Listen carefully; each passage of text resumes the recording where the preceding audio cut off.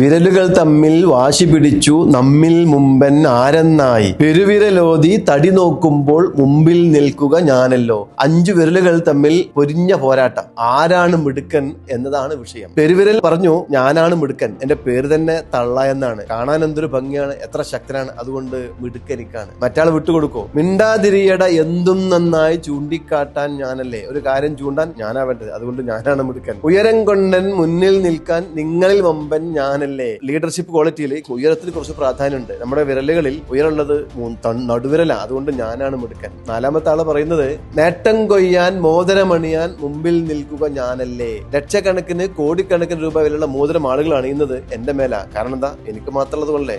സാധുണ്ടായിരുന്നു, പാവം, വലിപ്പമില്ല, മിടുക്കില്ല, ശക്തിയില്ല, എന്തു പറയും. പക്ഷേ കവി മനോഹരമായി ഇങ്ങനെയാ പറയുന്നത്, എല്ലാ പേരും കൈകൂപ്പുമ്പോൾ മുമ്പിൽ നിൽക്കുക ഞാനല്ലോ. ദൈവത്തിന് മുന്നിൽ നിൽക്കുമ്പോൾ ഞാനാ മുന്നിൽ നിൽക്കുക, നിങ്ങളൊക്കെ എന്റെ പിറകിലാ. എന്തെങ്കിലും അബദ്ധം കാണിച്ചിട്ട് ആളുകൾ നിങ്ങളെ അടിക്കാൻ വരുമ്പോ സോറി എന്ന് പറഞ്ഞ് നിങ്ങളെ രക്ഷിക്കാൻ ഞാനാ മുന്നിൽ ഉണ്ടാവുക. ആരും ആരേക്കാളും ഉയരത്തിലല്ല, ആരും ആരേക്കാളും താഴ്ത്തുമല്ല.